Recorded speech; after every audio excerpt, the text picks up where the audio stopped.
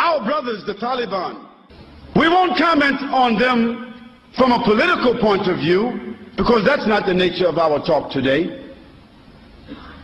But let us comment on them for an accomplishment that they and only they were able to do in the modern world. In the modern world, between America, Great Britain, China, Russia, Germany, France, Japan, Italy, between the major countries in the world, the drug trafficking is a business and an industry of over $78 billion a year.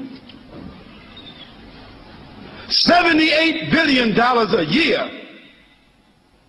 Can you imagine what kind of industry it is? And can you imagine the tragedy, the disparagement, the disease that drugs have brought in the modern world as a result of this industry? Yet, all of these sophisticated countries have found no solution for the drug problem. In fact, they have chosen to benefit, profit, and regulate the drug traffic because they are unable to stop it. Yet, consider this. The Taliban in Afghanistan became an official government after the defeat of the Russians. And at that time, Afghanistan was the major theater, corridor in the world for drugs. 61% of all of the heroin of the world was produced between Afghanistan and China. And the Russian gangsters, criminals, were the ones that controlled this industry. Part of the war of Afghanistan had to do with drugs. Not oil, not gas, but drugs. When the government of Russia was defeated and pushed out of Afghanistan, Afghanistan became immersed in civil war. We know that, isn't it? Civil war. That civil war had two sides. The atheists, the socialists, the communists among the Afghanis, and the Muslims who wanted to follow the Quran and the Sunnah. The North, the Northern Alliance, who themselves were related to the Russian gangsters, who were mostly Muslims who had adopted socialism, atheism, who themselves were criminals. They wanted to continue the enterprise of drugs after the Russians moved out. They wanted to continue the industry of prostitution, gambling, all of this here. And the Muslims said, no, we won't continue that. We want to establish Islam. And they began to have wars between them. One of the groups that were insisting upon the Quran and the Sunnah were called the students. In the Arabic language, the students is Talib or Taliban.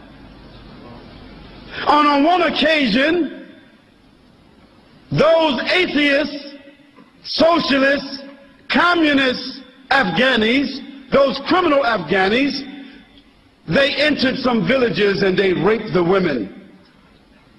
And some of those women escaped. And they ran to seek protection with those students. And those students, they sought to get a fatwa from their shuyukh. What should we do about these Muslims who did this act? Those scholars said they should be punished. They are criminals, and the hukum is to find them and kill them as criminals. Those students then took their weapons and gathered themselves together as a group and called themselves the Taliban, and they began to seek the honor of those women who were raped. And they went from village to village, town to town, until in a 2-year period of time, they conquered all of Afghanistan. 2 years. They conquered all of Afghanistan except only 19%. 80% of Afghanistan they conquered in 2 years. Who were they? They did not have sophistication. They were walking, riding donkeys and horses, fighting on foot, fighting for the honor of their women, for the honor of their country, for the honor of Islam. And in 2 years' time, they subdued the entire country. Of course, they were not sophisticated in their knowledge. They did not have universities. They did not have institutions. Even in most of Afghanistan, there was not a standing hospital. But they established what they called the Islamic Emirate of Afghanistan. The only standing Islamic Emirate in the world at that time. Yes, they were ragtag. They were not sophisticated. But they had honor and love for Allah subhanahu wa ta'ala inside their hearts. And we don't know, as Muslims, we don't know any connection with the Taliban to September the 11th. Let's be clear about that. We don't know, we don't have any evidence or any proof that they had any connection to that, except that they would not give up their brother, Osama bin Laden. We don't make any comments about what happened because we don't know. But we don't indict people without evidence. And we certainly don't indict a country because someone is living there whom someone else feels is indicted. But let me get back to the issue. Afghanistan came under the rule of the Taliban. And they were faced with a challenge. What are they going to do with the drug industry which they found in Afghanistan? The Taliban made a decision. From a point of honor, from a point of morality, a point of dignity and decency, from a point of Sharia, they could not support and allow drug trafficking to exist in Afghanistan. So what did they do? They began to punish those who held drugs, those who sold drugs, and they began to imprison those that used drugs. Then they gave an option to the farmers who were the growers of poppies in Afghanistan, the major crops for drugs, isn't it? They told them, we will give you the land where you are growing the poppies. You take the land, but you must grow another crop. You must grow a different crop.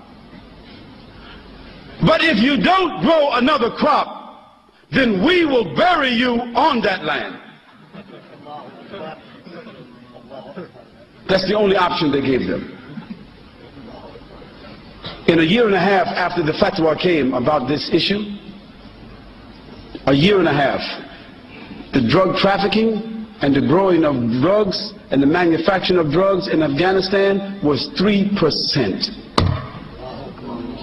How did an unsophisticated group of students, without government, without sophisticated institutions, how did they do this? How did they eliminate